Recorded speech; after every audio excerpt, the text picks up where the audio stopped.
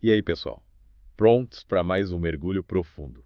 Hoje a gente vai explorar as ideias do sociólogo italiano Domenico De Masi. É ele que causou um rebuliço com aquele livro O Ócio Criativo, né? A gente vai tentar entender melhor essa ideia dele da sociedade pós-industrial. É uma sociedade onde o tempo livre, o lazer, vira o centro das atenções. Mas calma, gente. A gente não tá falando de virarmos preguiçosos aí. A questão é como vamos usar nosso tempo e que vai dar sentido para a vida num mundo totalmente novo. Tipo, será que a gente vai continuar se definindo pelo trabalho? O De Masi até compara essa mudança com a passagem da sociedade rural para a industrial, que demorou milhares de anos para acontecer. Caramba. E o que ele usa para exemplificar isso? Ele fala do sociólogo Daniel Bell, que lá em 1956 já observava uma coisa interessante. Não quero. Ele notou que o número de trabalhadores de escritório estava crescendo mais rápido que o de operários. Faz sentido, né? Cada vez mais gente trabalhando com a mente e menos com as mãos. Exatamente. E isso já indicava a tendência de uma economia de serviços. Um passo em direção à sociedade pós-industrial. Isso aí. E o De Masi vai além, dizendo que o trabalho em si também está mudando. Ficando mais, digamos, cerebral. Ele usa até aquela imagem de humanos evoluindo com cabeças enormes e corpos pequenininhos, sabe? Para ilustrar essa mudança para um trabalho mais intelectual. Mas é importante lembrar que isso não significa moleza. Ter que pensar e criar pode ser bem mais cansativo do que, sei lá, carregar peso o dia todo. O De Masi deixa isso bem claro. Aliás, como ele coloca essa questão da criatividade na história da humanidade? Boa pergunta. Ele propõe a gente olhar para a história de um jeito diferente. Tipo, focando na inovação em vez de só guerras e impérios. Isso. Ele diz que a mudança sempre existiu, mas o ritmo varia. E que nas últimas décadas tudo acelerou. Com a queda do Muro de Berlim e as novas tecnologias, as coisas mudaram mais rápido do que em séculos passados. Parece que a gente está vivendo em modo turbo. Total. E para ilustrar essa ideia de que mudança não é sinônimo de rapidez, ele usa um exemplo curioso. Que exemplo? A invenção do moinho d'água, lá no século I a.C. E o que aconteceu? Não usaram na hora? Demorou um tempão para ser utilizado de fato. Pode ser interessante, né? Então a tecnologia pode existir, mas a sociedade às vezes demora para se adaptar. É isso aí. E por falar em adaptação, ele critica bastante o modelo da sociedade industrial, que é todo focado em padronização e controle. Tipo a linha de produção do Ford Model T. Exatamente. Ele acha que esse modelo já era. Num mundo onde todo mundo quer ser único, faz sentido. Ele diz que a indústria, com aquela ideia de fazer tudo igual, não funciona mais no mundo que busca personalização. As pessoas querem produtos e experiências que tenham a ver com elas. Totalmente. Ele chama isso de subjetividade, essa busca por algo que expresse a individualidade. Tipo, antes todo mundo queria usar a mesma roupa que a Brigitte Bardot. E hoje, o que importa é ter seu próprio estilo. É verdade. E essa mudança se reflete em várias áreas, né? Sim, a gente vê isso no crescimento da área de serviços, por exemplo. E na valorização de trabalhos que exigem conhecimento. Sem falar que impacta até os papéis de gênero, né? As mulheres estão entrando no mercado de trabalho de jeitos totalmente novos. E aquela divisão tradicional entre trabalho de homem e de mulher está cada vez mais fraca. Pelo jeito, essa mudança para a sociedade pós-industrial mexe com tudo mesmo. Mexe com tudo. E a tecnologia, como é que ela entra nisso? Essa é a grande questão, né? A tecnologia é a base dessa nova sociedade, Ela facilita a personalização. mas também traz questões sobre controle e manipulação. Tipo, a internet e as redes sociais, né? Exatamente. A gente está conectado o tempo todo, bombardeado de informação. Que pode ser bom e ruim ao mesmo tempo. O Smazi até fala dos nativos digitais. Aquela galera que já nasceu na era digital. E que tem uma relação com a tecnologia totalmente diferente das gerações passadas. É como se a gente estivesse vendo uma nova cultura surgir, né? Totalmente. É. E aí que entra o ócio criativo, essa ideia central do De Masi. Me explica de novo o que é esse tal de ócio criativo. É a chave para essa nova sociedade. Não é só ficar sem fazer nada, né? Não. É se dedicar a atividades que estimulam a criatividade. Tipo pintar, tocar um instrumento, escrever. Isso. E também atividades que te fazem crescer como pessoa. Então não tem nada a ver com ser preguiçoso. Zero. É justamente o contrário. Ele quebra essa ideia de que lazer é improdutivo. No mundo onde a gente usa cada vez mais a mente, descansar e ter atividades criativas é essencial. Senão a gente pira, né? Total. Yuri mais usa a própria vida como exemplo. Sabia. Ele diz que trabalhar no jardim é tão estimulante para ele quanto o trabalho acadêmico. Que legal. Ele mostra que trabalho e lazer não são inimigos. Os dois podem ser fontes de realização e criatividade. Mas é claro que essa mudança para a sociedade pós-industrial também tem seus desafios, né? Com certeza. Adaptar-se a um mundo que muda o tempo todo não é fácil. Exige que a gente aprenda coisas novas o tempo inteiro. E pode acabar aumentando a desigualdade social, né? É um risco, sem falar nos perigos da própria tecnologia. O excesso de informação pode ser um problema. A falta de privacidade também. E aquela dificuldade de separar a vida profissional da pessoal.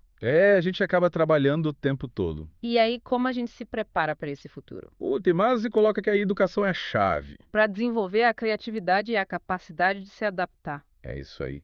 A gente precisa se preparar para um mundo onde essas habilidades serão cada vez mais importantes. Pelo visto, essa sociedade pós-industrial ainda é um mistério, né? Um mistério cheio de desafios e oportunidades. E a gente vai continuar explorando essas ideias do Dimase nos próximos episódios. Fica ligado para saber mais? A gente precisa se preparar para um mundo onde essas habilidades serão cada vez mais importantes. Mas, e aí, o Demasi fala mais sobre os desafios dessa sociedade pós-industrial, né? Tipo, será que ela vai ser justa para todo mundo? Sim, ele fala bastante sobre isso. Ele até reconhece que essa mudança toda pode aumentar a desigualdade social se a gente não tomar cuidado. Faz sentido. Nem todo mundo vai ter acesso às mesmas oportunidades, né? Exato. E ele defende que a gente precisa investir em educação de qualidade para todo mundo, criar oportunidades iguais e garantir acesso à saúde e à previdência social. Tipo, criar uma rede de segurança para que ninguém fique para trás, né? Isso. E ele também fala da importância de combater a discriminação e a exclusão e construir uma economia mais sustentável e solidária. Uau, ele realmente pensa numa sociedade mais justa e humana para todos. Mas como ele imagina que essa sociedade vai funcionar na prática? Boa pergunta. Ele dá vários exemplos de modelos de trabalho e organização social que já estão sendo testados por aí, sabe? Tipo, Ele fala do teletrabalho, da semana de 4 dias, da economia colaborativa, da renda básica universal. nossa, quanta coisa. E tem mais. E tem. Uhum. Ele também fala de empresas com gestão horizontal, sabe? Aquelas empresas mais moderninhas, onde todo mundo tem voz. Isso. E ele também fala de comunidades autossustentáveis. Que legal! Ele tá pensando em modelos bem diferentes do que a gente está acostumado, né? Totalmente. E ele acredita que essas novas formas de trabalho e organização podem ser mais flexíveis, criativas, democráticas e sustentáveis. Seria incrível se a gente conseguisse criar uma sociedade mais equilibrada, assim, né? E a educação, como ela se encaixa nesse novo cenário. Ele fala bastante sobre isso. Ele defende que a educação precisa ir além da formação profissional, sabe? Tipo, não adianta só preparar as pessoas para o mercado de trabalho. Ele diz que a gente precisa ir além disso. Ele defende que a educação precisa estimular a criatividade, o pensamento crítico, a capacidade de adaptação. Nossa, tudo a ver com o que a gente estava falando antes, né? As habilidades essenciais para essa nova era. Exatamente. Ele também fala da importância de estimular a colaboração, o empreendedorismo, a responsabilidade social. E a busca por um sentido maior para a vida. É isso aí.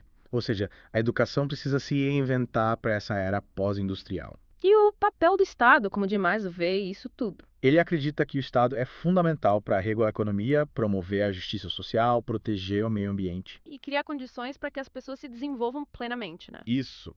E para isso ele defende investimentos em educação, saúde, cultura, ciência e tecnologia. Faz sentido, né? Investir nas pessoas e no futuro. E ele também defende a criação de políticas públicas que promovam a igualdade de oportunidades, a inclusão social, a sustentabilidade ambiental e o bem-estar social. Caramba, ele defende um Estado bem ativo na construção dessa nova sociedade, hein? Sim, ele acredita que o Estado tem um papel fundamental nesse processo.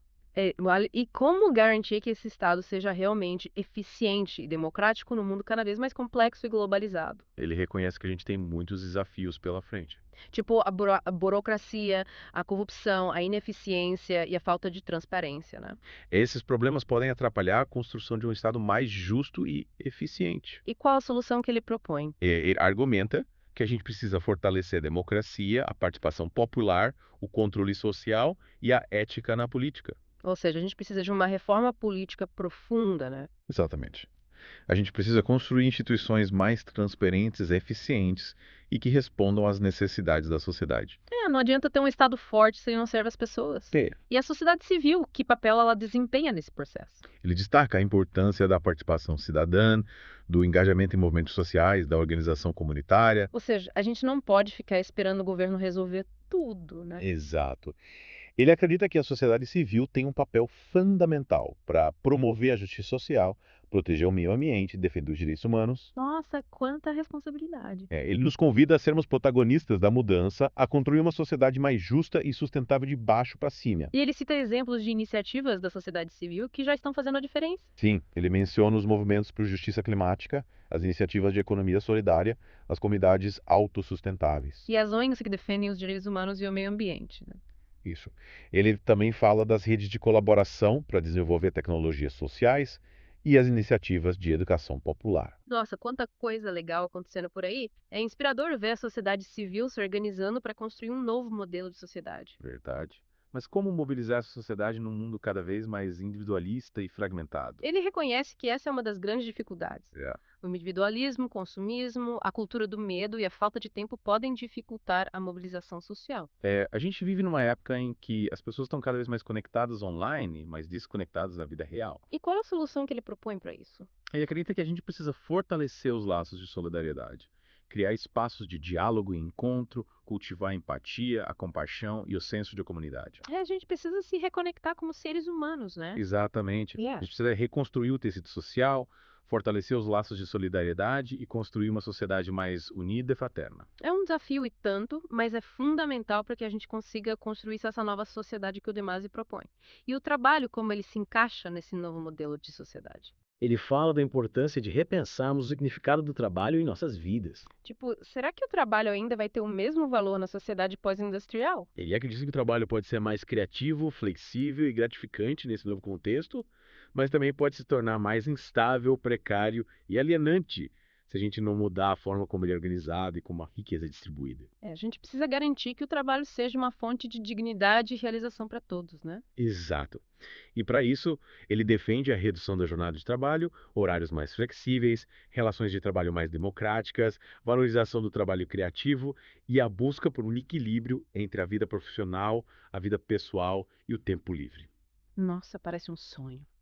Ele quer humanizar o trabalho para que ele seja fonte de realização pessoal e social e não de exploração e sofrimento. E a questão da riqueza, como ele aborda isso? Ele propõe que a gente repense a forma como a riqueza é distribuída na sociedade pós-industrial. Porque a concentração de renda nas mãos de poucos gera um monte de problemas, né? Certamente. Ele argumenta que a concentração de renda e a desigualdade social podem gerar conflitos, injustiça e violência. E qual a solução que ele propõe para isso? Ele defende mecanismos de redistribuição de renda, como a renda básica universal, imposto sobre grandes fortunas, taxação de lucros excessivos e investimento em políticas sociais que garantam acesso à saúde, educação, moradia e segurança social para todos. Mas, ou seja, ele quer construir uma sociedade mais justa e equitativa, onde a riqueza seja distribuída de forma mais justa e solidária.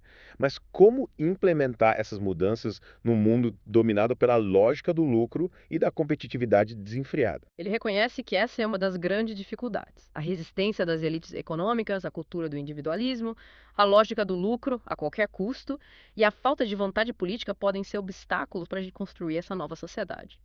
Parece que a gente tem um longo caminho pela frente. Sim, mas ele acredita que a gente precisa fortalecer a democracia, a participação cidadã, a organização social e a luta por um mundo melhor. E a gente precisa construir uma nova ética social, né? É isso aí. Uma ética que coloque o bem comum acima do lucro individual. Seria incrível se a gente conseguisse construir uma sociedade assim. É. E o Demasi se arrisca a fazer previsões sobre como essa sociedade pós-industrial vai ser nas próximas décadas. Ele prefere não fazer previsões definitivas, porque sabe que o futuro é incerto e depende das escolhas que a gente fizer agora. O futuro não está escrito na pedra, né? Exatamente. Mas ele nos convida a imaginar diferentes cenários e a pensar nas consequências de cada um. Tipo, o que pode acontecer se a gente continuar no caminho que a gente está? Ele explora cenários como o aumento da automação do trabalho, o avanço da inteligência artificial, o desenvolvimento da biotecnologia, a exploração espacial. Nossa, quanta coisa! Ele também fala da crise ambiental, do aumento da migração, do aumento das desigualdades sociais, do surgimento de novas formas de organização social e política, de novas espiritualidades e da busca por um novo sentido para a vida. Caramba, ele realmente nos convida a pensar no futuro de forma ampla, né? É isso aí. Ele quer que a gente participe da construção do futuro, que faça escolhas conscientes e lute por um mundo mais justo, sustentável e humano. Ele coloca a responsabilidade nas nossas mãos, né? Exatamente. Ele nos lembra que o futuro não está escrito, mas depende das decisões que tomamos hoje. A gente precisa ter consciência do nosso poder de influenciar o futuro. Isso.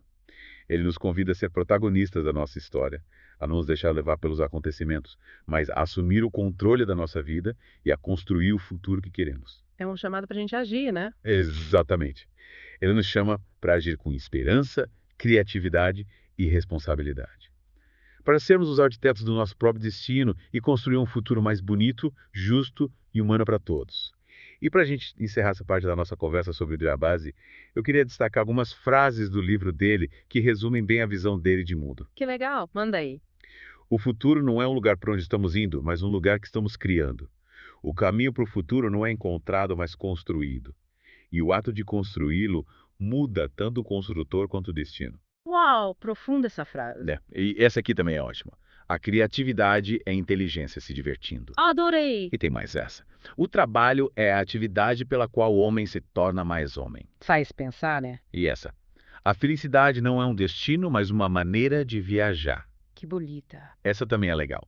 A vida é muito curta para ser pequena. É verdade. A esperança é um sonho acordado. Uma injeção de ânimo. O amor é a força mais poderosa do universo. Sem dúvida. A sabedoria é a arte de viver bem. É disso que a gente precisa. A beleza salvará o mundo. Que frase inspiradora. E, para finalizar, o futuro pertence àqueles que acreditam na beleza de seus sonhos. E que a gente nunca perca a capacidade de sonhar. Que essas frases inspiradoras do Demasi nos motivem a construir um futuro mais bonito, justo e humano para todos. É isso aí.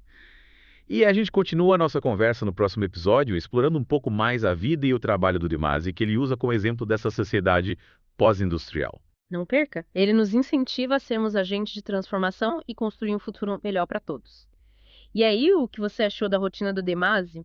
Parece que ele encontrou um jeito bem legal de equilibrar trabalho, lazer e vida pessoal, né? Parece que ele conseguiu integrar tudo de um jeito bem harmonioso. A ideia de que um espaço em casa que inspire a criatividade e bem-estar demais, né? Total. Mas será que esse modelo funciona para todo mundo? Tipo, e a disciplina para trabalhar em casa? O Dimas fala bastante sobre isso. Ele reconhece que exige muita disciplina e organização. Principalmente com as distrações que a gente tem em casa, né? A gente acaba se distraindo com 1000 coisas. Ele fala da importância de criar limites, tipo horários específicos para trabalhar e momentos de descanso para não pirar. Senão a gente nunca desliga, né? E ele usa técnicas de gerenciamento de tempo para se organizar. Funciona. Parece que sim. Ele define limites claros entre trabalho e lazer, reserva tempo para descansar e se conectar do mundo digital. E se esforça para se concentrar nas tarefas importantes e não se perder nas distrações. Acho que o autoconhecimento é fundamental para saber o que funciona para cada um, né? Com certeza. E ele diz que esse estilo de vida o deixa mais criativo, mais produtivo e principalmente mais feliz. Que legal. Ele consegue conciliar as paixões, os interesses e as responsabilidades de um jeito que funciona para ele. Imagina só, poder trabalhar de um jeito que te deixa mais feliz e realizado. Esse é o sonho, né? Mas e aí, será que o mercado de trabalho está pronto para essa mudança? Essa é a grande questão. Ele reconhece que esse modelo ainda não é muito comum nas empresas, mas acredita que isso está mudando. Ele menciona o crescimento do teletrabalho, a flexibilização de horários e a busca por modelos de organização mais flexíveis e humanizados. A pandemia acelerou essa mudança, né? Muita gente experimentou trabalho remoto, gostou.